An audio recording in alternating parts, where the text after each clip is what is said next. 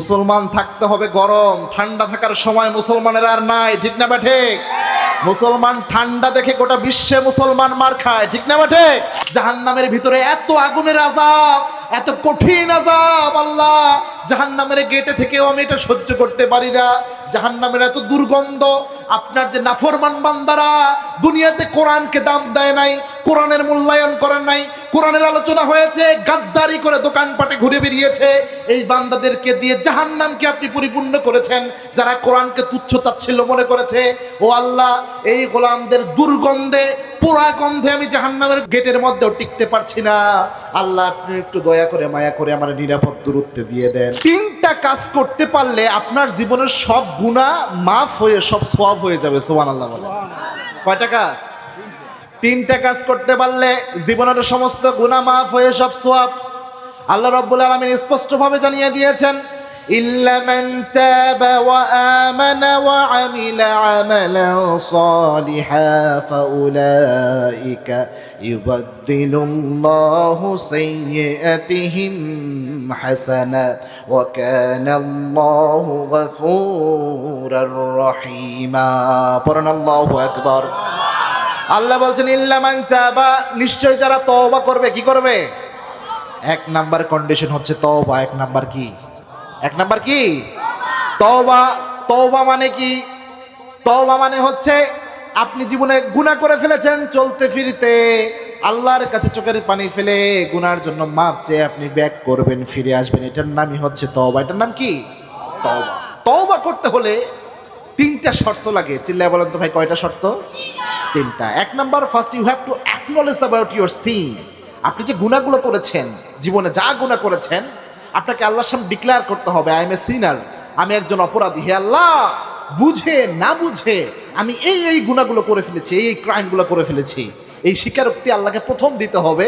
এটা হচ্ছে তওবার এক নাম্বার শর্ত। চিল্লা বলেন কয় নাম্বার? আচ্ছা, এখানে গুনাহ করেন নাই এমন কোনো মানুষ আছেন? প্রত্যেকেই গুনাহ করে। আল্লাহর হাবিব জানিয়েছেন, কুল্লু বানি আদম খাত্তাউন, আমার সব আদম সন্তান গুনাহ করে, তবে খৈরুল খাত্তাইনাত তাওয়াবুন, এই বনি আদমের মধ্যে সবচেয়ে শ্রেষ্ঠ ওই বান্দাটা যে বান্দা গুনাহ করার পর আল্লাহর কাছে তওবা করে আল্লাহর দিকে ফিরে আসে। সুবহানাল্লাহ বলে। এই জন্য তওবার এক নাম্বার শর্ত হচ্ছে আপনাকে স্বীকারোক্তি দিতে হবে। আল্লাহকে বলতে হবে, আল্লাহ এই গুনাহগুলো আমি জীবনে করে ফেলেছি। এটা হচ্ছে তওবার এক নাম্বার শর্ত। চিল্লায় বলেন কয় নাম্বার? দুই নাম্বার শর্ত হচ্ছে আপনি যখন তওবা করতে চাইবেন আল্লাহর কাছে ওয়াদা করবেন, আল্লাহ জীবনে আর কোনোদিন আমি এই গুনাহটা করব না। এই ওয়াদা আল্লাহর কাছে করতে হবে। এটা হচ্ছে দুই নাম্বার। তিন নাম্বার হচ্ছে আল্লাহর কাছে ওয়াদা করতে হবে, আল্লাহ আমি যে তওবা করেছি, আমি যে এই তওবাটা করলাম, এই তওবা করেছি, সামনে আমি আর গুনাহ করব না, এবং এই যে গুনাহটা আমি করে ফেলেছিলাম এই জন্য আমি অন্তরের দিক থেকে লজ্জিত। লজ্জা অনুভব আসবে আপনার অন্তরে, আমি একটা গুনাহ করে ফেলেছি। এই তিনটা শর্ত যদি কভার করতে পারেন, আপনার তওবা কবুল করে নেবেন কে? এবং তওবা এত গুরুত্বপূর্ণ। আল্লাহর হাবিব সাল্লাল্লাহু আলাইহি ওয়াসাল্লাম বলতেন যে আত-তাইব, একজন ব্যক্তি যখন তওবা করে তখন তার আমলনামার অবস্থা এমন হয়ে যায় যেন সে জীবনে কোনো গুনাহই করে নাই। সুবহানাল্লাহ বলেন। মরুভূমিতে একবার একটা ব্যক্তি হাঁটতেছিল, মরুভূমির মধ্যে সে হাঁটতেছিল, হাঁটতে হাঁটতে হঠাৎ করে তার সাথে যে উটটা সে ছিল, উটটার মধ্যে তার খাবার দাবার ছিল। হাঁটতে হাঁটতে সে এক জায়গায় দাঁড়ালো, দাঁড়িয়ে ওখানে বিশ্রাম নিবে। চিন্তা করলাম এখানে একটু বসে বিশ্রাম নেই, একটা জায়গায় হেলান দিয়ে বিশ্রাম নিতে যাচ্ছে। ইন দ্য মিন টাইম তিনি চোখটা বন্ধ করে ফেললেন, একটু ঘুম ঘুম ভাব চলে আসলো। চোখ খুলে দেখছেন যে তার সাথে যে উটটা ছিল, যেটার উপর ভর করে সে এসেছে, ওই উটটা হারায় গেছে। আশেপাশে তাকিয়ে দেখে ধুধু মরুভূমি, মরুভূমি আর মরুভূমি, যাওয়ার কোনো জায়গা। সে চিন্তা করলো এখন যদি আমার উটটা আমি খুঁজে না পাই, এই যে মরুভূমি, মরুভূমির মধ্যে তো আমি মারা যাব, আমার যাওয়ার কোনো জায়গা নাই। ওই ব্যক্তি তখন ভয় পেয়ে গেল। সে চিন্তা করলো মরতে যখন হবেই আবার একটু আমি ঘুমায় নেই, আবার একটু ঘুমাইয়া নেই। সে আবার চোখ বন্ধ করছে। চোখ বন্ধ করে যখন চোখ খুলছে, খুলে দেখে আবার উটটা ঘুরে ফিরে আসছে। এই উট দেখে এত খুশি ওই ব্যক্তি হইল, সে খুশিতে বলে ফেলছে, আল্লাহ তুমি আমার সেরা বান্দা, আমি তোমার আল্লাহ। কথা কি করছে বলেন তো? উল্টাই ফেলছে কথা। আল্লাহকে বলতেছে, আল্লাহ তুমি আমার বান্দা, আমি তোমার রব। কথা উল্টিয়ে ফেলছে খুশিতে। আল্লাহ বললেন, এই যে মরুভূমিতে একজন ব্যক্তি হারিয়ে ফেলছিল, কিন্তু হঠাৎ করে এই ব্যক্তি যখন উটটা ফিরে পেল, এই ব্যক্তি যত না খুশি হয়েছে। আমার কোনো গোলাম সে যদি তওবা করার মতো করতে পারে, জীবনে যত গুনাহ করুক, ওই ব্যক্তি যদি তওবা করতে পারে আর আমি আল্লাহর কাছে মাপ চাওয়ার মতো চাইতে পারে, ওই ব্যক্তির চেয়ে আমি আল্লাহ বেশি খুশি হয়ে যাই। সুবহানাল্লাহ। তার মানে আপনি জীবনে গুনাহ করে ফেলেছেন, গুনাহ করার পর আল্লাহর কাছে তওবা করলেন, ওই যে মরুভূমিতে উট হারাইয়া ফেলে হঠাৎ উট ফিরে পেয়ে ওই ব্যক্তি যত না খুশি হলো, খুশি হয়ে আল্লাহর নিজের বান্দা বলে ফেলছে, কথা উল্টে গেছে, এত খুশি হয়েছে। আল্লাহ বলছেন আমার কোনো গোলাম যদি আমার কাছে তওবা করে ফিরে আসে, গুনার জন্য মাপ চায়, এই বান্দার উপর আমি আল্লাহ এর চেয়ে বেশি খুশি হয়ে যাই। সুবহানাল্লাহ। বনি ইসরায়েলের একজন খুনি ছিল, সিরিয়াল কিলার। ৯৯টা তিনি হত্যা করেছে। ৯৯টা হত্যা করার পর তিনি চিন্তা করলেন আমার একটু তওবা করা দরকার, ৯৯টা মানুষ আমি মেরে ফেলছি, এটা তো যেমন তেমন কথা না। আপনারা বলেন তোর সাংঘাতিক হত্যাকারী না? কিছুদিন আগে বাংলাদেশে একজন যুবককে জমিন থেকে বিদায় করা হলো, বলেন তো তার নাম কি? ওসমান হাদি। দেখেন, তাকে সিরিয়াল কিলার, সে কিন্তু শুট করেছে ডিরেক্ট মাথায়, এক শুটে শেষ, জমিন থেকে বিদায়। তো এরকম একজন হত্যাকারী বনি ইসরায়েলে ছিল, যিনি ছিল সিরিয়াল কিলার, ৯৯টা মানুষ মারছে সে। এত পাপ জীবনে করেছে, পাপের কোনো শেষ নাই। এই ব্যক্তি হঠাৎ চিন্তা করলো আমার একটা তওবা করা দরকার, আমার আল্লাহর কাছে মাপ চাওয়া দরকার, কেননা আমার জীবনে গুনার কোনো শেষ নাই। এই চিন্তা করে এই ব্যক্তি চিন্তা করলো কার কাছে যাওয়া যায় মাপ পাওয়ার জন্য। খুঁজতে খুঁজতে খোঁজ পেল, হঠাৎ খোঁজ পেল বনি ইসরায়েলে একজন আলেম ব্যক্তি রয়েছে ওই সময়, ওই আলেমের কাছে গেলে একটা ব্যবস্থা হতে পারে। এই হত্যাকারী খুনি যখন ৯৯টা হত্যা করে ওই হুজুরের কাছে গিয়েছে, হুজুর ছিল একজন কাঠমোল্লা। কি মোল্লা ভাই? কাঠমোল্লা। কাঠমোল্লা খালি সবসময় কয় তুই জাহান্নামী জাহান্নামী, এরকম কথা বলে। তো হুজুরের কাছে যখন গেছে, যাওয়ার পরে বলেছে যে আমি তো ৯৯টা মানুষ মেরে ফেলছি, আল্লাহ কি আমারে মাফ করবে? এই কথা যখন বলেছে, ওই হুজুর গেছে রেগে, এই করুক, ভিডিও করুক, এই বাবা এদিকে তাকাও, ওকে দেখাও না। ৯৯টা মানুষ মেরে যখন গিয়েছে, বলছে আমি তো ৯৯টা মানুষ মেরে ফেলেছি, আল্লাহ কি আমাকে মাফ করবে? এই হুজুর গেছে রেগে, বলছে তুই এ বেয়াদব, আমার দরবারে তুই ৯৯টা মানুষ মেরে এসেছিস, সর এখান থেকে, না আমার উপর গজব পড়বে। রেগে গেছে। এখন ওই খুনি বলতেছে যে হুজুর বেশি গরম দিয়েন না, আমি কিন্তু বেশি সুবিধার মানুষ। ৯৯টা মানুষ হত্যা করে ফেলছি, সেঞ্চুরি করতে আমার দেরি লাগবে? সেঞ্চুরি করতে দেরি লাগবে না। হুজুর আবার বলছে যাও, বের হয়ে যাও, আল্লাহ তোমার মাফ করবে না। এখন ওই হত্যাকারী চিন্তা করলো যেহেতু আল্লাহ মানে মাফই করবে না, আপনি হুজুরের রাইখা লাভ কি, যেহেতু আপনি আমারে অনেক গরম দিলেন, আপনারে মেরেই আমি সেঞ্চুরি পূর্ণ করব। এক কোপ দিয়ে হুজুরের গলা আলাদা করে ফেলছে, কয় ১০০ পূরণ করলাম, সেঞ্চুরি করলাম। তাও মনের মধ্যে শান্তি নাই। হত্যা করে চিন্তা করলো কিভাবে আল্লাহর কাছে মাপ চাওয়া যায়। এই হত্যাকারী পরে আবার খোঁজ পেল একজন বড় আলেম রয়েছে, যে আলেম আল্লাহর উদারতার কথা বলে, আল্লাহর ক্ষমার কথা বলে, এরকম একটা খোঁজ এই হত্যাকারী পেল। এই হত্যাকারী ওই আলেমের বাসার দিকে যাচ্ছে, প্রতিমধ্যে মালাকুল মউত চলে আসলো।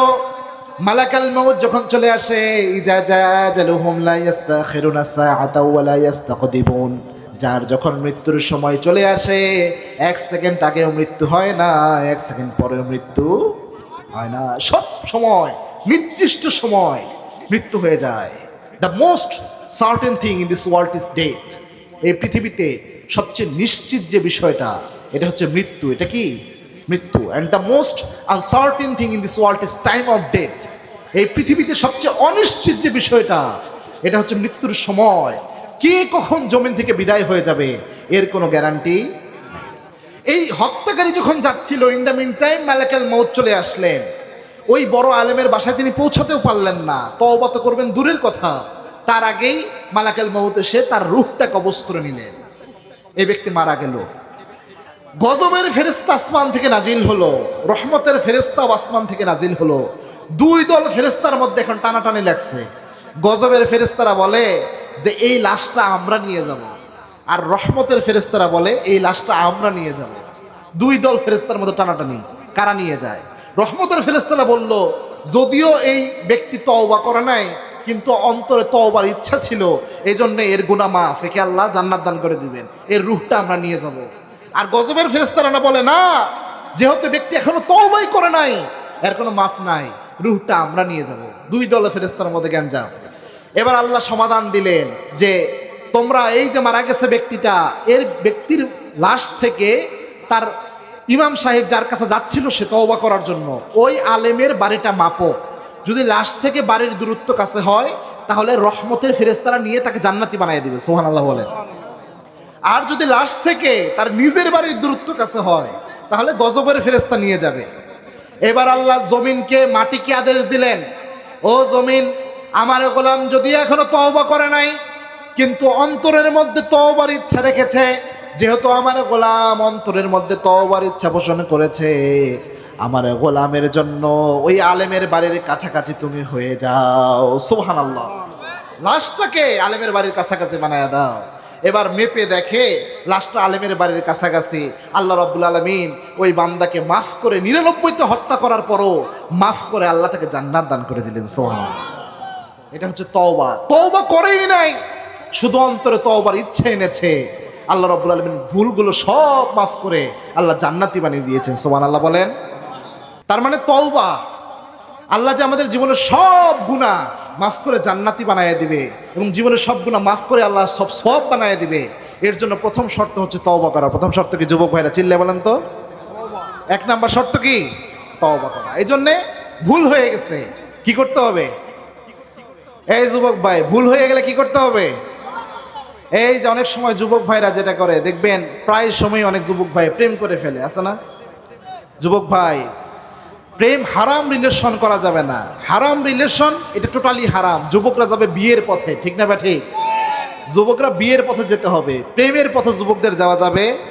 এই যে প্রেম নামক ভাইরাস বর্তমান যুব সমাজের চরিত্র নষ্ট করে দিচ্ছে, ঠিক না ঠিক?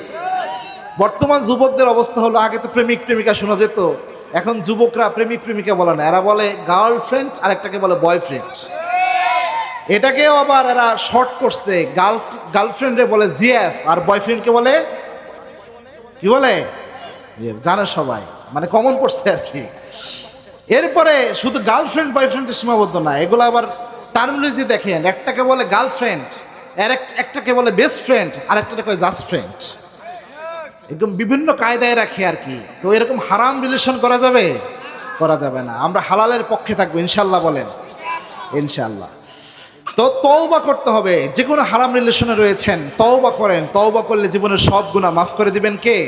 আল্লাহ মাফ করে দিবেন। তো তওবা মতো তওবা করতে হয়। একজন ব্যক্তি তওবা যে আমরা করি, কি পড়ি আমরা? আস্তাগফিরুল্লাহ। কি পড়ি? আস্তাগফিরুল্লাহ, আস্তাগফিরুল্লাহ, আস্তাগফিরুল্লাহ। একজন যুবক ব্যক্তির ঘটনা রয়েছে, যেই যুবক শুধু আস্তাগফিরুল্লাহ একটা নিয়মে পড়ার কারণে গোটা বিশ্বের শ্রেষ্ঠ আল্লাহর ওলি হয়ে গিয়েছিলেন, সুবহানাল্লাহ বলেন। একজন যুবক ব্যক্তি ছিলেন, তিনি অনেক বড় একজন আল্লাহর ওলি ছিলেন। তিনি ছিলেন একজন রুটি বিক্রেতা, রুটি বিক্রি করতেন। তো ইমাম আহমদ ইবনে হাম্বল, আমরা 4টা মাযহাবের কথা জানি, হানাফি মাযহাব, শাফি মাযহাব, হাম্বলি মাযহাব, মালিকি মাযহাব। হাম্বলি মাযহাবের যিনি প্রতিষ্ঠাতা ইমাম আহমদ ইবনে হাম্বল, তিনি মাসকে মাস হাদিস তালাশ করার জন্য সফর করতেন। এখন তো আমরা ইন্টারনেটে সার্চ দিলেই হাদিস চলে আসে, চ্যাট জিপিটির বললে হাদিস দিয়ে দেয়, কিন্তু আগে কিন্তু এমন ছিল না, মাইলকে মাইল ঘুরে ঘুরে হাদিস তালাশ করতে হতো। তো ইমাম আহমদ ইবনে হাম্বল একবার একটা সফরে বের হলেন। সফরে বের হয়ে তিনি খুঁজতেছিলেন কোথায় রাসূলের হাদিস পাওয়া যায়। তিনি একটা এলাকায় গেলেন, যাওয়ার পর এখানে একটা মসজিদ পেলেন, মসজিদে এশার নামাজ আদায় করলেন। এশার নামাজ আদায় করার পর তিনি চিন্তা করলেন, আজকে আমি এশার নামাজের পর আজকে রাতটা আমি মসজিদেই থেকে কাটাইয়া দেই। কিন্তু মসজিদের যিনি খাদেম ছিলেন, তিনি ছিলেন একটু অন্য কিসিমের, চিনতে পারেন না ইনি যুগের শ্রেষ্ঠ ইমাম। এই মসজিদের খাদেম বললেন, রাতের বেলায় মসজিদে থাকা যাবে না, আপনি যেখানে মন চায় চলে যান, মসজিদের মধ্যে রাতের বেলায় থাকা যাবে না। ইমাম আহমদ ইবনে হাম্বল চিন্তা করলেন, এত রাতে আমি যাবো কই? বের হয়ে গেলেন। বের হয়ে দেখে একজন রুটি বিক্রেতা যুবক, সে রুটি বিক্রি করতেছে। ইমাম আহমদ ইবনে হাম্বল তার রুটি বিক্রেতা ওই যুবকের কাছে গেলেন, দেখতে টকটকা সুন্দর চেহারা, তার কাছে গেলেন, যে বললেন, হে যুবক, আমি তো এসেছি একটু রাতটা তোমার চুলার কাছে আমি কাটাই দিতে চাই। আমি মুসাফির মানুষ, আমার যাওয়ার কোনো জায়গা নাই। আমি যদি আজকে রাতটা তোমার চুলার পাশে কাটাইয়া দিই, তোমার কি কষ্ট হবে? ওই যুবক বললেন, না, আপনি মুসাফির মানুষ, আহলান ওয়া সাহলান, অবশ্যই মোস্ট ওয়েলকাম, আপনি বসেন এখানে। তিনি মেহমানদারিও করলেন, তাকে রুটি খেতে দিলেন। এরপর ওই যুবক রুটি বিক্রেতার পাশে বসে উনি আগুনের সেক নিচ্ছেন আর রাতটা কাটাই দিচ্ছেন। কিন্তু ইমাম আহমদ ইবনে হাম্বল লক্ষ্য করলেন, এই যে যুবক রুটি বিক্রেতা, সে যখন রুটির খামির করে পরে আস্তাগফিরুল্লাহ, যখন খামিরটা তা দেয় তখন পরে আস্তাগফিরুল্লাহ, রুটি বিক্রি করে পরে আস্তাগফিরুল্লাহ, সব সময় শুধু পড়তেছে আস্তাগফিরুল্লাহ। সুবহানাল্লাহ বলেন। ইমাম আহমদ ইবনে হাম্বল অবাক হয়ে গেলেন, আরে এ যা করে খালি আস্তাগফিরুল্লাহ আস্তাগফিরুল্লাহ, একটা জিকির মুখে লেগে আছে, ব্যাপারটা কি? ইমাম আহমদ ইবনে হাম্বল ওই যুবককে বলেন, যুবক, তুমি এত বেশি আস্তাগফিরুল্লাহ আস্তাগফিরুল্লাহ এটা কেন বলো? ওই যুবক বললেন, এই যে আমি বারবার তওবা করতেছি, এই যে আমি বেশি বেশি তওবা করি, এর জন্য আল্লাহ আমার অনেক পুরস্কার দান করেছেন। তার মধ্যে আল্লাহ রাব্বুল আলামিন আমাকে শ্রেষ্ঠ যে পুরস্কার দিয়েছেন, আল্লাহ আমারে মুস্তাজাবুদ দাওয়া বানিয়েছেন। মানে আমি জীবনে যা দোয়া করেছি সব দোয়া আল্লাহ কবুল করে নিয়েছেন। সুবহানাল্লাহ। শুধুমাত্র একটা দোয়া আল্লাহ কবুল করে নাই, চিল্লা বলেন কয়টা? একটা দোয়া আল্লাহ কবুল করে নাই। ইমাম আহমদ ইবনে হাম্বল বললেন, কোন দোয়া? ওই যুবক বলছেন, মুসাফির, আমার জীবনে আমি যত দোয়া করেছি আল্লাহ সব দোয়া কবুল করেছে, কিন্তু আল্লাহর কাছে আমি দোয়া করেছিলাম, আল্লাহ এই যুগের শ্রেষ্ঠ ইমাম আহমদ ইবনে হাম্বলের সাথে একটা বার আমার সাক্ষাৎ করাইয়া দেন। ইমাম আহমদ ইবনে হাম্বলের সাথে আমি সাক্ষাৎ করতে চাই। এই যে দোয়াটা আমি আল্লাহর কাছে করেছিলাম, আমার আল্লাহ আমার শুধু এই দোয়াটাই কবুল করে নাই, বাকি সব দোয়া আল্লাহ কবুল করে নিয়েছে। সুবহানাল্লাহ। ইমাম আহমদ ইবনে হাম্বল চোখের পানি ছেড়ে দিলেন। ইমাম আহমদ ইবনে হাম্বলকে তো ওই যুবক চিনে নাই। ইমাম আহমদ ইবনে হাম্বল ওই যুবককে জড়াইয়া ধরলেন, কপালে চুমু দিলেন, চুমু দিয়ে বললেন, যুবক, তুমি যে আল্লাহর কাছে শুধু আস্তাগফিরুল্লাহ আস্তাগফিরুল্লাহ এই আমলটা করো, তোমার জীবনের সব দোয়া তো আল্লাহ কবুল করেছে বলেছো, একটা দোয়া আল্লাহ কবুল করে নাই। ইমাম আহমদ ইবনে হাম্বলের সাথে সাক্ষাৎ তোমার হয় নাই। আমি হলাম ইমাম আহমদ ইবনে হাম্বল। ইমাম আহমদ ইবনে হাম্বলের সাথে সাক্ষাৎ করার জন্য তার দরজায় যাওয়ার তোমার কোনো দরকার নাই, আল্লাহ নিজে আমাকে তোমার দরজায় এনে দিয়েছেন। সুবহানাল্লাহ বলেন। তার মানে একজন যুবক এই ইস্তিগফার, এই যে তওবা, এই আমলের কারণে এই মর্যাদা পেয়েছেন। এরকম তওবাশীল যুবক হওয়ার দরকার আমাদের আছে না নাই বাবারা? বলেন তো, জোরে বলেন। আল্লাহ আমাদের তওবাকারী বানায় দেখে আমরা পড়ি আমিন। আরো আসতে বলেন আমিন।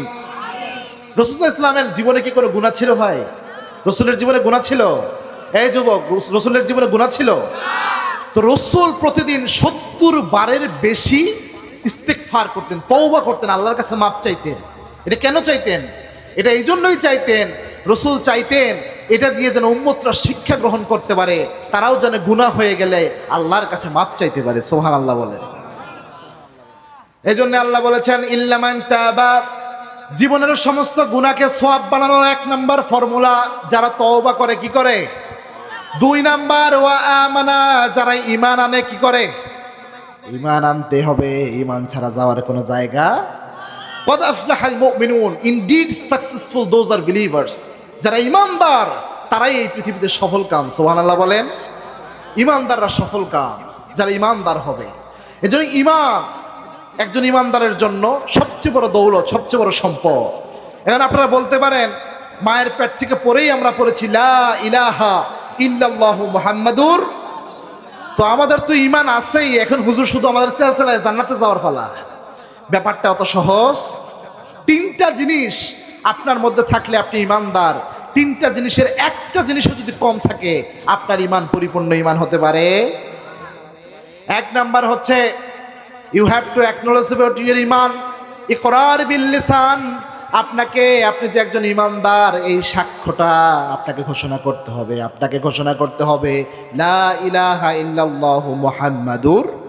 2 নাম্বার শর্ত হচ্ছে ঈমান। 2 নাম্বার শর্ত কি? ঈমান আনতে হবে। ঈমানের 1 নাম্বার শর্ত, আপনি যখন বলবেন আপনি ঈমানদার, প্রথম আপনাকে ঈমানের ঘোষণা দিতে হবে। কি করতে হবে? ঈমানের ঘোষণা দিয়েছিলেন সাইয়েদনা ওমর রাদিয়াল্লাহু আনহু। ওমর রাদিয়াল্লাহু আনহু যখন প্রথম ইসলাম গ্রহণ করেন, মনোযোগ দেন কিভাবে ঈমানের ঘোষণা দিয়েছেন দেখেন। ওমর রাদিয়াল্লাহু আনহু কি ঠান্ডা মানুষ ছিলেন না গরম মানুষ ছিলেন বলেন তো? ঠান্ডা না গরম? গরম মানুষ ছিলেন সাইয়েদনা ওমর। খুব রাগী ছিলেন, এমন রাগী ছিলেন কাফেরদেরকে এক হাত দিয়ে উঠাইয়া কপাল দিয়ে বাড়ি মারতে পারতেন। সুবহানাল্লাহ বলেন। এত শক্তি আল্লাহ তাকে দিয়েছিলেন। ইয়াং ছিলেন, যুবক, বুকটা ছিল প্রশস্ত। এই যে যারা জিম করে দেখবেন তাদের স্বাস্থ্য সুঠামদেহী না, ওমর রাদিয়াল্লাহু আনহু সুঠামদেহী ছিলেন। আল্লাহর হাবিব বলতেন, ওমর তুমি যেই রাস্তায় একদিন হেঁটে যাও 40 দিন ইবলিস শয়তান ওই রাস্তায় হাঁটে না। সুবহানাল্লাহ বলেন। এই ওমর রাদিয়াল্লাহু আনহু ছিলেন সাহসী। যখন প্রথম কালেমা গ্রহণ করে আল্লাহর হাবিবকে যে বললেন, ইয়া রাসূলুল্লাহ আলাসনা আলাল হক, আমরা কি সত্যের উপরে নাই? আল্লাহর হাবিব বললেন, হ্যাঁ সত্যের উপর আছি। আল্লাহর হাবিবকে ওমর বললেন, ইয়া রাসূলুল্লাহ আপনি কি সত্য নবী নয়? বলছে হ্যাঁ সত্য নবী। ওমর রাদিয়াল্লাহু আনহু বললেন, ইয়া রাসূলুল্লাহ তাহলে গোপনে গোপনে কালেমার দাওয়াত আপনি কেন দিচ্ছেন? ইয়া রাসূলুল্লাহ শুধু একটা বার অনুমতি দেন, একটা প্রকাশ্যে মিছিল আমরা মক্কায় দিব। সুবহানাল্লাহ বলেন। আল্লাহর হাবিব বললেন, ওমর এখন অল্প কয়েকজন মানুষ ইসলাম গ্রহণ করেছে, বেশি মানুষ এখন ইসলাম গ্রহণ করে নাই। আল্লাহর হাবিবকে সাইয়েদনা ওমর বললেন, ইয়া রাসূলুল্লাহ আমি ওমরের সাহস রয়েছে, আপনি শুধু একটা বার অনুমতি দেন, একবার অনুমতি দিলেই আমি একটা কালেমার মিছিল দিতে চাই। আল্লাহর হাবিব বললেন, যাও ওমর, তোমাকে তো আটকানোর সাধ্য আমার নাই। 11 জন সাহাবী নিলেন। 11 জন সাহাবীকে নিয়ে সামনের কাতারে রাখলেন 6 জন, 5 জনকে পিছনের কাতারে দিলেন 6 জনকে। 11 জন নিয়ে প্রথম কালেমার মিছিল বের করলেন। লিল্লাহে তাকবীর, লিল্লাহে তাকবীর, লিল্লাহে তাকবীর।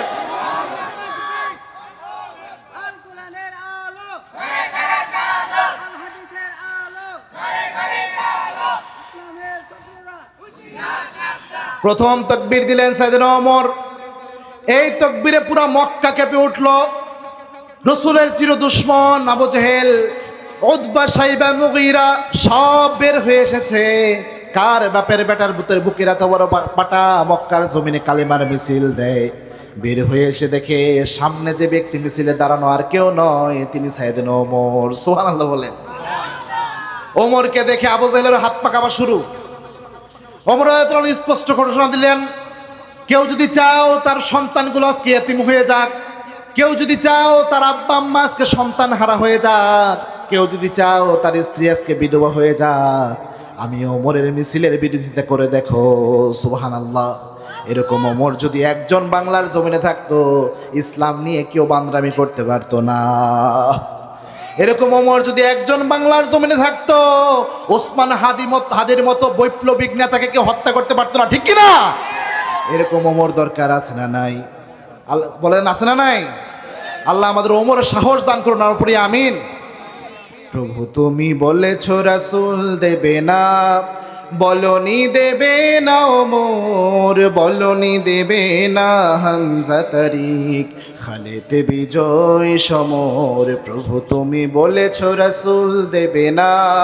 আল্লাহ আমাদের ওমরের সাহস দিয়ে দেন, পরে না আমিন। এজন্য ওমর কালেমার ঘোষণা দিয়েছেন। কালেমার ঘোষণা এইভাবে প্রকাশ্য দেওয়া, এটা হচ্ছে ইমানের 1 নাম্বার আলামত। কয় নাম্বার?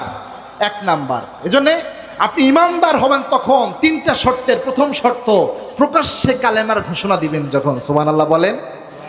2 নাম্বার, ইমানদারের জন্য 2 নাম্বার শর্ত হচ্ছে আপনার ইমান যে বিষয়গুলোর উপরে এনেছেন অন্তরে প্রবল বিশ্বাস রাখতে হবে। কোথায়? অন্তরের মধ্যে বিশ্বাস রাখতে হবে। শুধু মুখে বললেন, অন্তরে বিশ্বাস রাখলেন না, আপনার ইমান পরিপূর্ণ ইমান হতে পারে না। অন্তরে প্রবল বিশ্বাস লাগবে।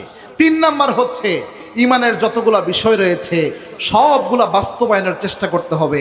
যখন এটা করতে পারবেন তখন আপনি পরিপূর্ণ ইমানদার। সুবহানাল্লাহ বলেন। আপনি শুধু সুবিধা মতো মানবেন, আর যেখানে সুবিধা নাই মানবেন না, আপনার ইমান পরিপূর্ণ ইমান হবে। আল্লাহ বলছেন, আফাতুমিনুনা বিবাদিল কিতাব ওয়া তাকফুরুনা বিবাদ, তোমরা কি কোরআনের কিছু অংশ মানবা আর কিছু অংশকে অস্বীকার করবা? উলাইকা হুম কাফিরুনা হাক্কা, এরকম খাসলত যাদের রয়েছে, মন মতো কোরআনকে মানে, মন মতো কোরআনের বিধান অস্বীকার করে, আল্লাহ বলছেন এরা হচ্ছে নির্ভেজাল কাফের। নাউজুবিল্লাহ বলেন। কত মারাত্মক! রাসূলের পিছনে এমন একজন ব্যক্তি ছিল, এই যে ইমানের 3 নাম্বার শর্ত বললাম, সব বাস্তবায়নের চেষ্টা করা, সুবিধা মতো মানা যাবে না। রাসূলের পিছনে একজন এমন ব্যক্তি ছিল, দেখতে একদম পুরা দরবেশ ছিল, নাম ছিল আব্দুল্লাহ বিন উবাই বিন সুলুল। বিগত জালেম যখন ছিল একজন দরবেশ বাবা ছিল না? হ্যাঁ ছিল কিনা? দরবেশ নামে একজন ছিল কিনা? যেদিন পালাইয়া চলে যায় সেদিন কি করছে? দাড়ি মোচ চেয়েছে, নৌকার মধ্যে উঠছে পালানোর জন্য। দেখছেন না আপনারা? তো এখন পুলিশ যায় যখন সাথের যেটা আইন মন্ত্রী ছিল বাদর, একে যখন ধরছে, পুলিশ ওকে ধরে নিয়ে চলে যাচ্ছে। এখন আইনমন্ত্রী বলতেছে যে পুলিশ আপনি শুধু আমারে ধরেন কেন, ওই যে দরবেশ বসা। তো বলতেছে দরবেশ কোথায়? বলছে কোন দরবেশ? বলে যে আগে যে দরবেশ ছিল ওই দরবেশ। দাড়ি কোথায়? দাড়ি সব কেটে সাফা সাফ করে ফেলছে এই দরবেশ। তো এরকম ভেষভূষাধারী দরবেশ রসুলের পিছনে একজন ছিল, নাম ছিল আব্দুল্লাহ বিন উবাই বিন সুলুল। রসুলের পিছনে 5 ওয়াক্ত নামাজ আদায় করতো, বাদ জামাত।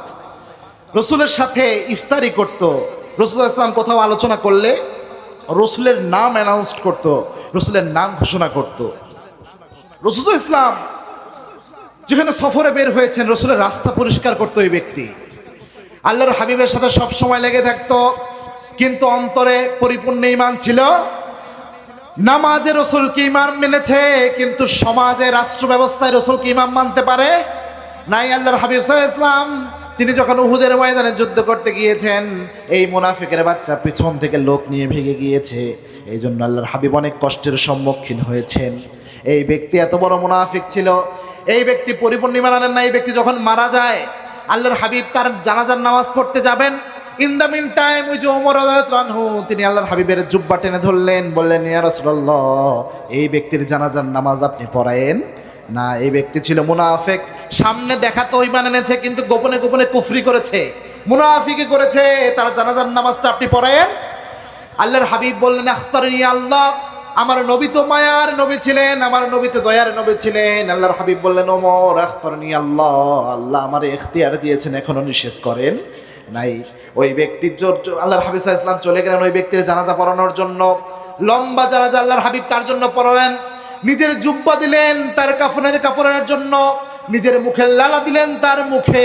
আল্লাহ রাব্বুল আলামিন কোরআনের আয়াত নাজিল করলেন, ও নবী, একবার নয় দুইবার নয়, ইন তাস্তাগফির লাহুম ৭০ মাররা, এই ব্যক্তির জন্য ৭০ বার যদি আমি আল্লাহর কাছে আপনি মাপ চান, আমি আল্লাহ রাব্বুল আলামিন এই ব্যক্তির কোনো গুনাহ মাফ করব না।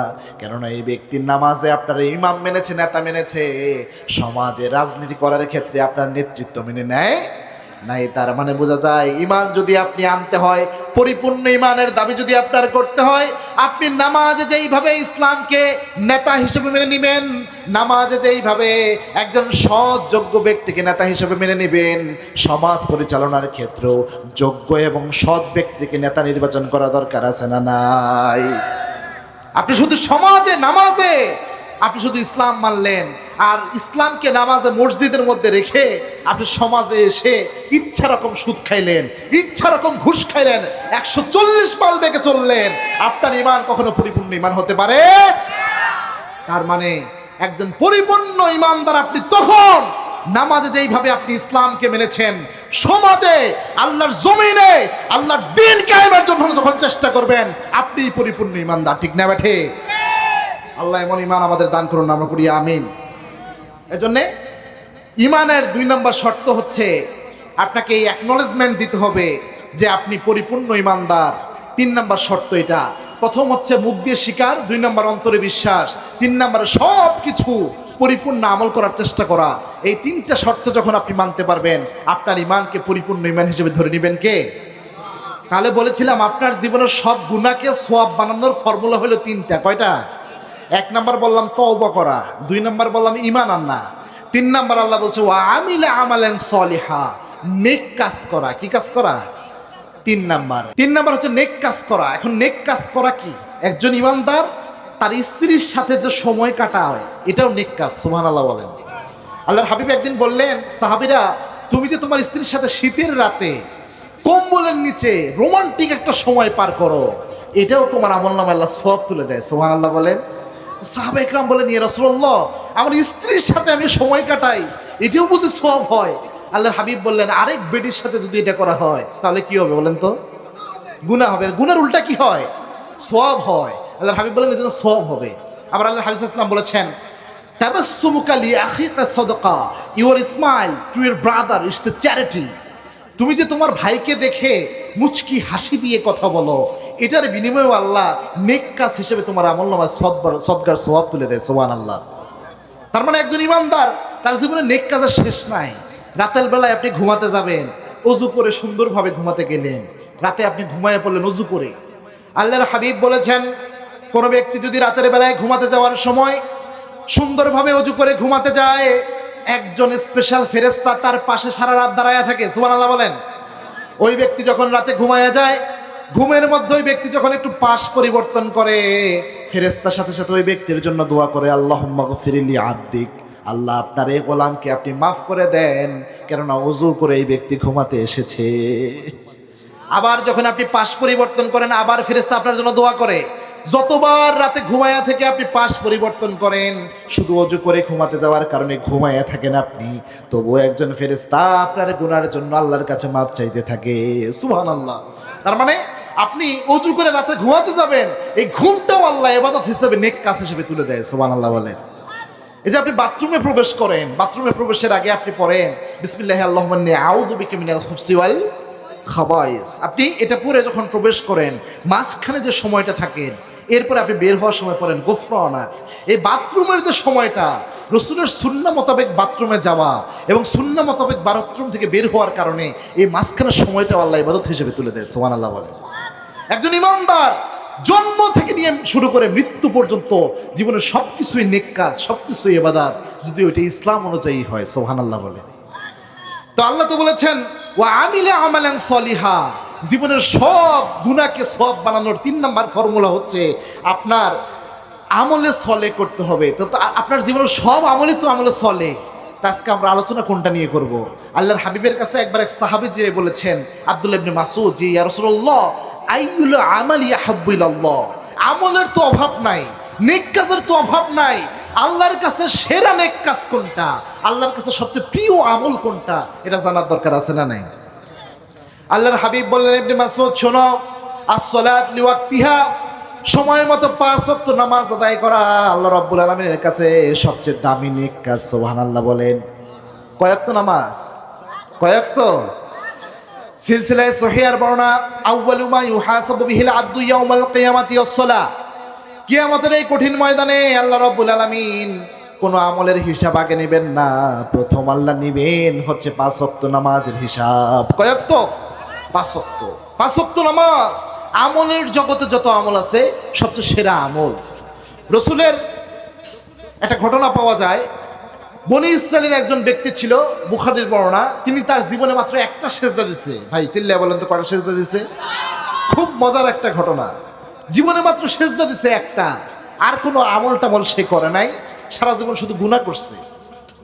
আল্লাহ যখন জাহান্নামকে একদম বন্ধ করে দিবেন, তালা মেরে দিবেন, দিয়ে আল্লাহ সব ব্যক্তিকে জান্নাতি বানায়া জান্নাতও বন্ধ করে দিবেন, তার আগে আল্লাহ রাব্বুল আলামিন জিবরিল আমিনকে ডাকবেন, ও জিবরিল যাও তো যাও, একটু জাহান্নামটা ঘুরে আসো, ঘুরে এসে দেখো আমার কোনো বান্দা এরকম আছে কিনা যাকে এখনো জান্নাতে দেওয়া যায়, একটু ঘুরে এসে দেখো।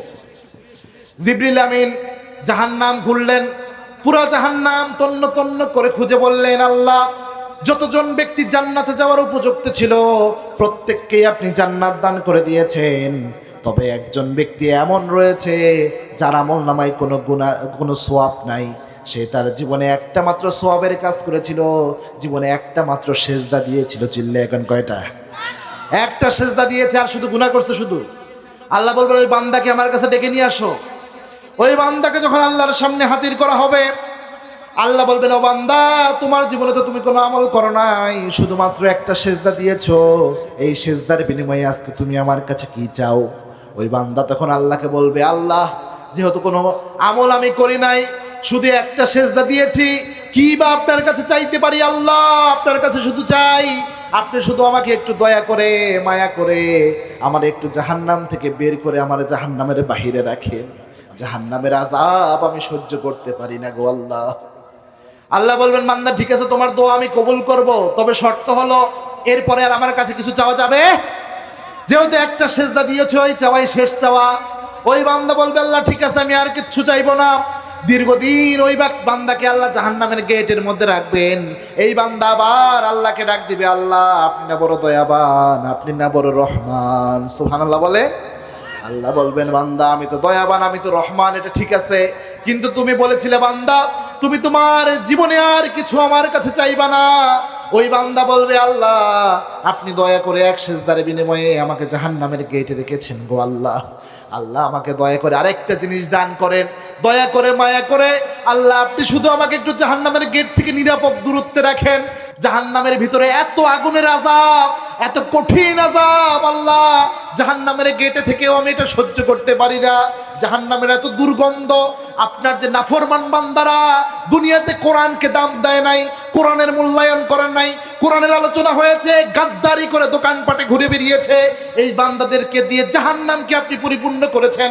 যারা কোরআনকে তুচ্ছ তাচ্ছিল্য মনে করেছে, ও আল্লাহ এই গোলামদের দুর্গন্ধে, পোড়া গন্ধে আমি জাহান্নামের গেটের মধ্যেও টিকতে পারছি না। আল্লাহ আপনি একটু দয়া করে মায়া করে আমার নিরাপদ দূরত্বে দিয়ে দেন। আল্লাহ বলবেন, বান্দা জীবনে মাত্র একটা সেজদা দিয়েছো, এর বিনিময়ে আমি তোমারে জাহান্নামের গেটে নিয়ে এসেছি জাহান্নাম থেকে বের করে, আবার তুমি বলতেছো নিরাপদ দূরত্বে দেওয়ার জন্য। ও বান্দা আমি তোমাকে নিরাপদ দূরত্বে দিব, তবে শর্ত হলো এরপরে আর আমার কাছে কিছু চাওয়া যাবে, এটাই শেষ চাওয়া। ওই বান্দা বলবে, আল্লাহ মাত্র সেজদা দিছি একটা, কি আর চাইবো, মেহেরবানি করে আপনি জাহান্নাম থেকে বের করলেন, আবার জাহান্নামের গেট থেকে নিরাপদ দূরত্বে রাখলেন, এরপরে আর কিছু আমার চাওয়ার নাই। দীর্ঘদিনও আবার নিরাপদ দূরত্বে থাকবে। এরপরে আল্লাহকে আবার ডাক দেবে, আল্লাহ আপনি না বড় দয়াবান, আপনি না বড় মেহেরবান। চিন্তা করছেন কত বড় বাটপার, বারবার আল্লাহরে কথা দেয়, আল্লাহ আর কিচ্ছু চাবো না, কিন্তু বারবার কথার খেলাপ করে। আল্লাহ বলবেন, বান্দা তুমি তো বলেছে আর কিচ্ছু চাইবা না। ওই বান্দা বলবে, আল্লাহ আমি আপনার কাছে আর কিচ্ছু চাইবো না, তবে আমি আপনার কাছে একটা বার শুধু আরেকটা জিনিস চাই, আপনি মেহেরবানি করে দয়া করে আমার একটু জান্নাতের গেটে রাখেন। সুবহানাল্লাহ বলেন, জান্নাতের গেটে রাখেন আমাকে, জান্নাতের গেটে রাখেন। আল্লাহ জান্নাত চাওয়ার সাহস তো আমার নাই, জীবনে সেজদা দিছি মাত্র কয়টা ভাই, একটা। আল্লাহ বলবেন, বান্দা ঠিক আছে যা, যেহেতু তুই আমার দয়ার দোহাই দিলি, যা তোকে আমি দয়া করে জান্নাতের গেটে রাখলাম, তবে এরপরে আর কিছু চাইস না বান্দা, আমার জান্নাত তো আমি নেককার বান্দাদের জন্য বানাইছি, তুই তো জীবনে কোনো আমলই করিস নাই, মাত্র একটা সেজদা, তোরা জান্নাতটা দেই কেমনে বান্দা, যা তুই এরপরে আর কিছু চাইস না, জান্নাতের গেটে তোকে রাখবো। ওই বান্দা বলবে, আল্লাহ ঠিক আছে সমস্যা নাই, আমি এরপর আর কিচ্ছু চাইবো না। দীর্ঘদিন আবার ওই বান্দা জান্নাতের গেটে থাকবে, কিন্তু জান্নাতের গেটে থাকলে লোভ সামলানো অনেক কঠিন ভাই। আল্লাহর হাবিব বলেছেন, জান্নাতে এমন নাজ নিয়ামত আল্লাহ রেখেছেন যে 500 বছরের দূরত্বের রাস্তা থেকে জান্নাতের সুঘ্রাণ যায়। সুবহানাল্লাহ বলেন, একটা দ্রুতগামী ঘোড়া 500 বছর যদি দৌড়ায়, যত দূর যেতে পারবে এত দূর পর্যন্ত জান্নাতের ঘ্রাণ পাওয়া যায়। এত সুন্দর নিয়ামত আল্লাহ জান্নাতে রেখেছেন। এই বান্দা যখন জান্নাতের গেটে থাকবে, জান্নাতের যে মজার মজার খাবার রয়েছে, এই মজার মজার খাবারের ঘ্রাণ তার নাকে আসবে, সুন্দর স্মেল আসবে নাকের মধ্যে, এই বান্দার মাথাটা চক্কর দিবে, কত নিয়ামত না জানি আল্লাহ জান্নাতে দিয়েছেন, একটু যদি দেখতে পারতাম, বান্দা একটু লোভ জাগবে অন্তরে। জান্নাতে যে আল্লাহ নিয়ামত রেখেছেন, অসাম, সুপার ফ্রাজিলিস্টিক এক্সপেলিডোসাস, অসাধারণ নিয়ামত দিয়ে আল্লাহ জান্নাতকে পরিপূর্ণ করে দিয়েছেন। এই বান্দা যখন অনুভব করবে বাহির থেকে, আল্লাহকে বলবে, আল্লাহ আপনি না বড় দয়াবান, আপনি না বড় মেহেরবান। সুবহানাল্লাহ বলেন, আল্লাহর চেয়ে কি দয়াবান কেউ আছে ভাই? দয়ার সাগর আমার আল্লাহ। কিসের সাগর? দয়ার সাগর। আল্লাহর চেয়ে দয়া এই পৃথিবীতে আমাদের জন্য আর কারো নাই, ঠিক না বেঠে? বান্দা আল্লাহকে বলবে, আল্লাহ আপনার মতো দয়াশীল তো কেউ নাই, চাওয়ার মতো তো আর কেউ নাই, আল্লাহ আপনি আমার একমাত্র রব, আর আমি আপনার গোলাম, আমার মতো হাজার গোলাম আপনার আছে, কিন্তু আপনি ছাড়া তো আর আমার কোনো আল্লাহ নাই। আল্লাহ আপনার কাছে আর একটা জিনিস আমি শুধু চাইবো। চিল্লে বলেন তো কয়টা? এই বর্ণনাটা বিভিন্নভাবে বিভিন্ন জায়গায় এসেছে, আমি সবচেয়ে মশহুর বর্ণনাটা বলছি। ওই বান্দা তখন আল্লাহকে বলবে, আল্লাহ জান্নাত চাওয়ার সাহস তো আমার নাই, জান্নাতের বড় অট্টালিকা আপনার কাছে চাইবো এই সাহসও আমার নাই, বড় কোনো প্রাসাদ আপনার কাছে চাইবো এই সাহসও আমার নাই। আল্লাহ আমি জান্নাতের কোনো বড় প্রাসাদ, সুউচ্চ প্রাসাদ আপনার কাছে আমি চাই না।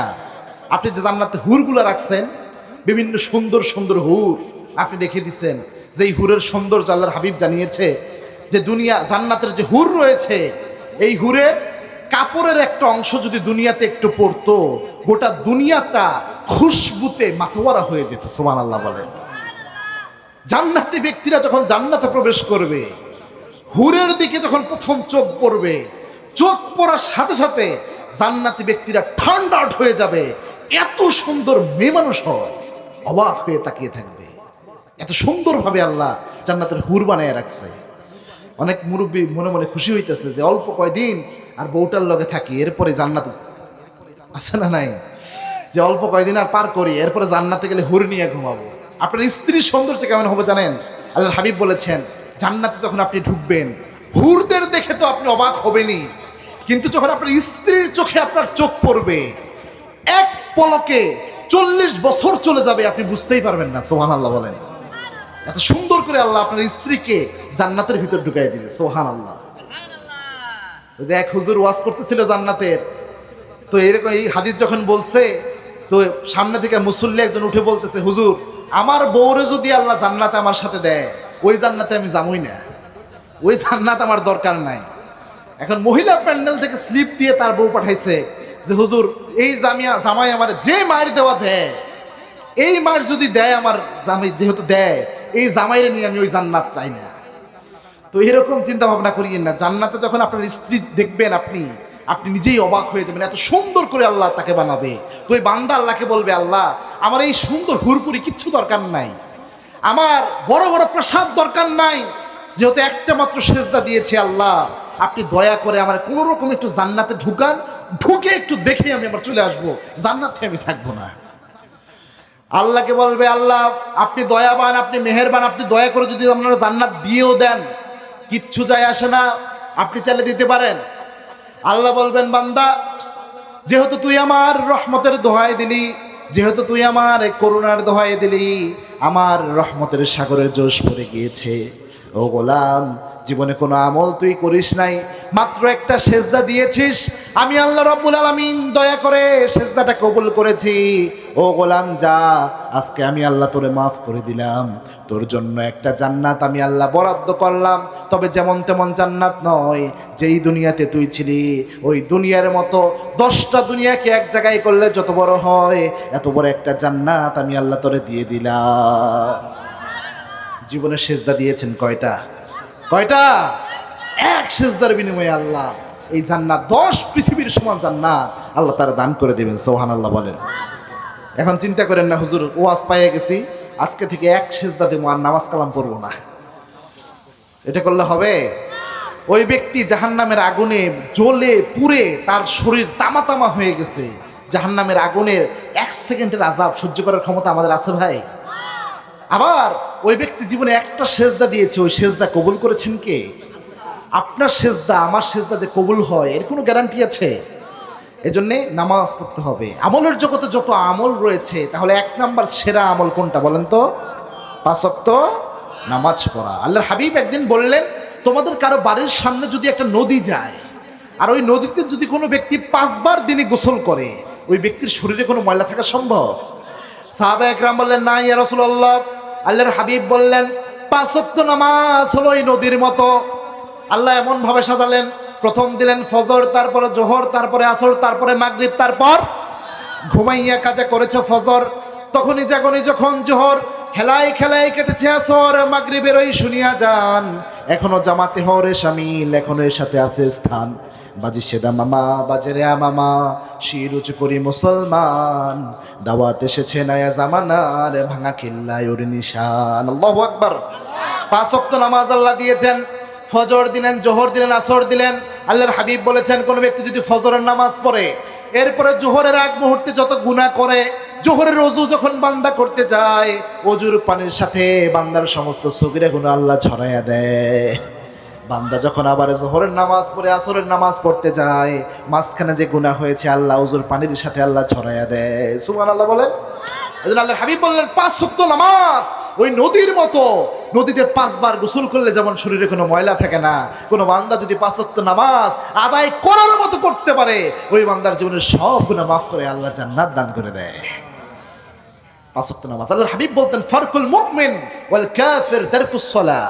ইমানদার এবং কাফেরের মধ্যে ডিভাইডেড, পার্থক্য সৃষ্টি করে যে বিষয়টা, সেটা হচ্ছে 5 ওয়াক্ত নামাজ। কয় ওয়াক্ত?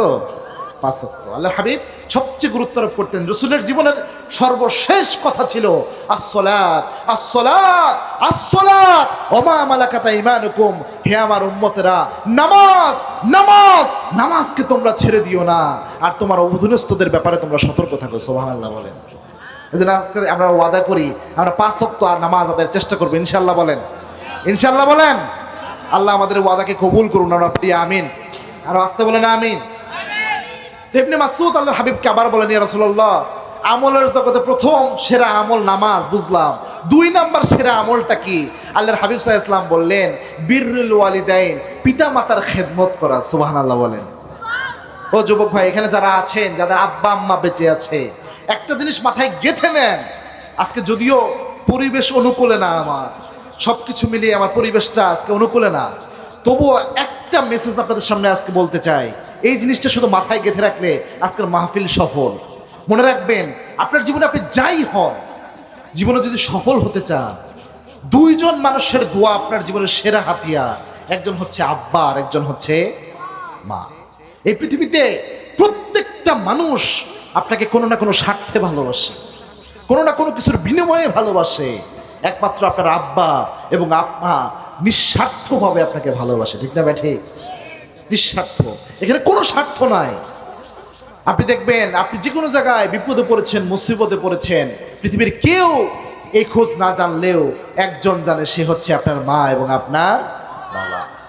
বিদেশে বিরাট যে যার পুত্র মারা যায়, পশু পাখি না জানিতে আগে জানে মায়, আগে জানে মায়। এই মা, আল্লাহর হাবিব সাল্লাল্লাহু আলাইহি ওয়াসাল্লামের কাছে একবার এক সাহাবী আসলেন, এসে বললেন, মা হুয়া আহাক্কু বিহুসনিস সাহাবাতি ইয়া রাসূলুল্লাহ, এই দুনিয়াতে যত মানুষ রয়েছে এর মধ্যে সবচেয়ে সেরা ব্যবহার আমার কাছে কে পাবে? আল্লাহর হাবিব বললেন, উম্মুক, তোমার মা। এরপরে কি ইয়া রাসূলুল্লাহ? আল্লাহর হাবিব বললেন, উম্মুক, তোমার মা। এরপরে কি ইয়া রাসূলুল্লাহ? আল্লাহর হাবিব বললেন, উম্মুক, তোমার মা। 3 বার মায়ের কথা বললেন। চিল্লায় বলেন তো কয়বার? 3 বার। কেন 3 বার বললেন? মুহাদ্দিস ইকরাম ব্যাখ্যা করেছেন, 3 জায়গায় মা বাবার চেয়ে বেশি কষ্ট করে। চিল্লায় বলেন তো কয় জায়গায়? আমাদেরকে পেটে ধারণ করেন কে? কে ধারণ করেন? এই 10 মাস একটার পর একটা যন্ত্রণা সহ্য করে, প্রসব বেদনা আমাদেরকে জন্ম দেওয়ার সময় সহ্য করেন কে বলেন তো? বর্তমান মেডিকেল সায়েন্স বলছে, একজন মানুষ যখন একটা সন্তান প্রসব করে তার শরীরে কতটুকু ব্যথা হয় শুনেন। একজন মানুষের শরীরে যদি মোর দেন 45 ইউনিট, 45 ইউনিট ব্যথা একসাথে দেওয়া যায়, একসাথে 45 ইউনিট ব্যথা কোনো মানুষকে দিলে ও সাথে সাথে মরে যেতে পারে, জায়গায় মারা যায়। কিন্তু একজন মা যখন একজন সন্তানকে দুনিয়াতে নিয়ে আসে, এই যে প্রসব বেদনা, মোর দেন 57 ইউনিট, 57 ইউনিটের বেশি ব্যথা একজন মা শরীরে অনুভব করে। শরীরের 20টা হাড্ডিকে একসাথে ভেঙে ফেললে যত কষ্ট হয়, আপনার মা, আমার মা আমাদের যখন দুনিয়াতে নিয়ে এসেছে, এর চেয়ে বেশি কষ্ট শরীরের মধ্যে পেয়েছে। আল্লাহর হাবিবের কাছে একবার এক সাহাবী আসলেন, এসে বললেন, ইয়া রাসূলুল্লাহ, আমার মা হাঁটতে চলতে পারে না, আমার মা অসুস্থ মানুষ, কিন্তু আমার মায়ের মনের একটা আশা ছিল, আমার মা চাইতেন তিনি কাবা ঘর জিয়ারত করবেন, হজের কাজ সম্পাদন করবেন। ইয়া রাসূলুল্লাহ, আমি আমার মায়ের এই শখটা পূরণ করার জন্য আমার মাকে আমি আমার পিঠের মধ্যে উঠিয়েছি, আমার পিঠে উঠিয়ে আমার মাকে ইয়ামেন থেকে নিয়ে আমি মক্কায় এসেছি, হজের সমস্ত কাজ আমি সম্পাদন করেছি। ইয়া রাসূলুল্লাহ, আমি আমার মায়ের জন্য যে শ্রমটা দিয়েছি, ইয়া রাসূলুল্লাহ, আমি আমার মায়ের কোনো হক আদায় করতে পেরেছি কিনা? আল্লাহর হাবিব সাল্লাল্লাহু আলাইহি সাল্লাম বললেন, তুমি, তোমার মা যে তোমাকে 2 বছর দুধ পান করিয়েছে, 2 বছর যে দুধ পান করিয়েছে, তার 1 ফোঁটা দুধের হক তুমি আদায় করতে পারো নাই। 1 ফোঁটা দুধের হক আদায় করতে পারো নাই, কেননা মা যা কষ্ট করে ওটা আদায় করা সম্ভব। আল্লাহর হাবিব নিজে এত বড় নবী হওয়া সত্ত্বেও উলুল আজম পয়গাম্বর ছিলেন, রাসূল নিজে মায়ের খেদমত করতেন। আল্লাহর হাবিব একদিন এইভাবে কথা বলছিলেন, কোরআন হাদিসের কথা, সামনে যুবক সাহাবীরা বসা, মনোযোগ দিয়ে রাসূলের কথা শুনছে। আল্লাহর হাবিব কথার মাঝে হঠাৎ করে উঠে গেলেন। সাহাবা একরাম লক্ষ্য করলেন, আল্লাহর হাবিব সাল্লাল্লাহু আলাইহি সাল্লাম কোরআন হাদিসের কথা ছেড়ে উঠে যে গেটের কাছে গেলেন, যে একজন শুকনা শরীরের মহিলাকে রাসূল রিসিভ করলেন, মসজিদে নববীর মধ্যে নিয়ে আসলেন, নিজের যে শরীরের চাদরটা ছিল সুন্দর করে ভাঁজ করলেন, ভাঁজ করে আল্লাহর হাবিব ওই মহিলার জন্য বিছায়া দিলেন। ওই মহিলা চাদরের মধ্যে বসলো, আল্লাহর হাবিব সাল্লাল্লাহু আলাইহি সাল্লাম ছাত্রের মতো সামনে বসলেন। দীর্ঘ সময় আল্লাহর হাবিব ওই মহিলার সাথে কথা বললেন। এরপরে কথা বলা শেষে যখন ওই মহিলা চলে যায়, আল্লাহর হাবিব তাকে দরজা পর্যন্ত আগায়া দিলেন। যত দূর ওই মহিলাকে দেখা যায়, বিশ্বনবী তাকায়া থাকলেন। আল্লাহর হাবিব সাল্লাল্লাহু আলাইহি ওয়াসাল্লামের দিকে সাহাবা একরাম অবাক দৃষ্টিতে তাকিয়ে রয়েছেন। ইয়া রাসূলুল্লাহ, এই মহিলা কোন মহিলা, যেই মহিলার জন্য কোরআন হাদিসের কথা ছেড়ে আপনি উঠে যান? এই মহিলা কোন মহিলা, যেই মহিলার জন্য আপনি নিজের চাদর মোবারক আপনি বিছায়া দেন? এই মহিলা কোন মহিলা, যেই মহিলার জন্য দরজা পর্যন্ত আপনি আগায়া যান? আল্লাহর হাবিব সাল্লাল্লাহু আলাইহি ওয়াসাল্লাম বললেন, ও সাহাবীরা, আমার জন্মের আগে আমি আমার আব্বাকে হারিয়ে ফেলেছি। ছোট্ট যখন 6 বছর বয়স আমার মা জমিন থেকে বিদায় হয়ে গিয়েছে, কিন্তু যে দুধমা হালিমাতুস সাদিয়া কোলে কাকে করে আমাকে বড় করেছে, আমার মা আমারে দেখতে এসেছে, আমার মারে আমি একটু সম্মান করেছি। সুবহানাল্লাহ বলেন। আল্লাহর হাবিব বলতেন, লাউ কতাআতা জিলদাক, শরীরের চামড়া কেটে মায়ের জন্য যদি পাপোশ বানায়া দেওয়া যায়, তবুও মায়ের হক আদায় করা সম্ভব। ওগো মা, তুমি এই ধরনের শ্রেষ্ঠ নেয়ামত, তোমারই পদতলে রয়েছে জান্নাত। পারেন যারা বলেন, ওগো মা, তুমি এই ধরনের শ্রেষ্ঠ নেয়ামত, তোমারই পদতলে রয়েছে জান্নাত। ঠিক কিনা? কোরআনে আল্লাহ তাআলা তারি পরে মা বাপের হুকুম দিলেন, আল্লাহরই তরে সদা এহসান তরে, তাদেরই খুশিতে যে আল্লাহর সন্তোষ, তাদেরই রাগেতে হয় রব সন্তোষ। এ ধরার শান্তি তারা, এ ধরার বরকত, এ ধরার রহম তারা, এ ধরার বরকত। ও গো মা, তুমি এই ধরনের শ্রেষ্ঠ নেয়ামত, তোমারই পদতলে রয়েছে জান্নাত। আল্লাহ আমাদের মাদের জান্নাত দান করে দেন। আরো আস্তে কোন আমিন, আরো আস্তে বলেন আমিন। হে ভাই, আপনি ব্যবসায়ী মানুষ, আপনি চাকরি খুঁজতেছেন, আপনি কৃষি কাজ করেন, যেই প্রফেশনে আপনি থাকেন না কেন, জীবনে যদি সফলতা পেতে চান, মায়ের দোয়া ছাড়া সফলতা পাওয়া সম্ভব। কাবা ঘরের একজন কালো কুচকুচি ইমাম ছিল কাবা ঘরে। তাকে একবার মুসল্লিরা জিজ্ঞেস করলো যে, আপনি এত কালো চেহারার মানুষ, আপনি কাবার ইমাম হইলেন কেমনে, এটাকে বলেন।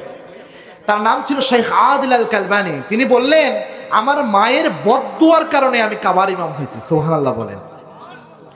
সবাই তো অবাক, কিরে ভাই, মায়ের দোয়ায় মানুষ কাবার ইমাম হইতে পারে এটা বুঝলাম, মায়ের বদদুয়ায় কেমনে মানুষ কাবার ইমাম হয়? তাকে বললেন, ইমাম মায়ের বদদুয়ায় কাবার ইমাম হয়েছেন মানে এটা একটু বুঝাইয়া বলেন। ওই শেখ আদিল আল কালবানি বলছেন, আমি ছোট্টবেলায় দুষ্টের ওস্তাদ ছিলাম, খালি দুষ্টমি করতাম আমি। আমার বাসায় প্রতিদিন আমার নামে বিচার আসতো 8-10টা করে, কিন্তু আমার মা ছিল খুব আল্লাহওয়ালা একজন মানুষ, আমার মা ছিল পরহেজগারিনী একজন মানুষ। আমি যখনই দুষ্টামি করতাম, আমার মায়ের কাছে যখন বিচারটা আসতো, আমার মা রাগ করে একটা কথা বলতো, আমার মা রাগ করে বলতো, আল্লাহ তোরে হেদায়েত দান করুক, আল্লাহ তোকে কাবার ইমাম বানাইয়া দিক। সুবহানাল্লাহ বলেন। শেখ আদিল আল কালবানি তিনি কাবার ইমাম। তিনি বলছেন, এই যে মা আমাকে রাগ করে এই কথাটা বলতো, মায়ের এই বদদুয়ার কারণে আল্লাহ আমার কাবার ইমাম বানিয়ে দিয়েছে। এই জন্য মা দোয়া করলেও কবুল হয়, বদদুয়া দিলেও কবুল হয়ে যায়।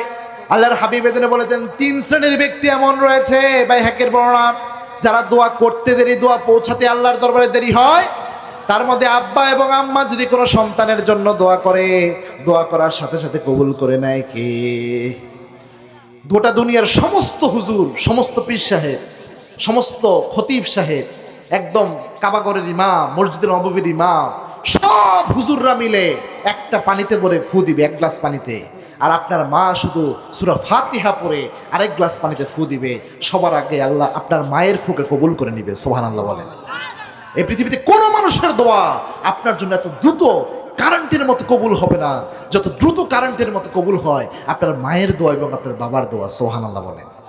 এই জন্য যুবক ভাই, আজকের এই মাহফিল থেকে, এই অগোছলা মাহফিল, অল্প সময় কিছু কথা বলার চেষ্টা করেছি। আর কিছু নেন আর নেন ভাই, একটা জিনিস নিয়ে যান। আজকে যে মাহফিল কমিটিতে রয়েছে আমাদের এই কবিরাজ সাহেব, তিনি যে আয়োজনটা করেছে কোরআনের বাগান, অনেক আশা নিয়ে জমিয়েছে, এই তার আয়োজনটা সার্থক হয়ে যাবে যদি আজকে যুবকরা এই মেসেজটা নিতে পারেন যে আব্বা আম্মা যদি সন্তুষ্ট থাকে, আল্লাহর হাবিব বলেছেন, রিদার রব্বি ফির রিদাল ওয়ালিদাইন, আব্বা আম্মা সন্তুষ্ট তো আল্লাহ সন্তুষ্ট। সুবহানাল্লাহ বলেন। আব্বা আম্মা অসন্তুষ্ট তো আল্লাহ অসন্তুষ্ট। এজন্যে জীবনে যে কোনো সমস্যা, যে কোনো ক্রাইসিস, যে কোনো পেরেশানিতে আপনি আছেন, আপনার বাবা মূর্খ হোক, আপনার বাবা বেনামাজি হোক, যাই হোক না কেন, আপনার বাবার সুন্দর করে বলেন, আব্বা আপনি আমার জন্য একটু ভালো করে দোয়া করেন তো। আপনার মাকে আজকে যে বলেন, মা, কম বুঝুক আপনার মা, মূর্খ হোক, যে বলেন মা আপনি একটু আমার জন্য দোয়া করেন, দেখবেন আপনার মায়ের দোয়া সরাসরি কবুল করে নেবেন কে? এই যে ভাই আমাকে দেখছেন, আমার পুরোটা জীবন আমার মায়ের দোয়া এবং বাবার দোয়ার ফসল।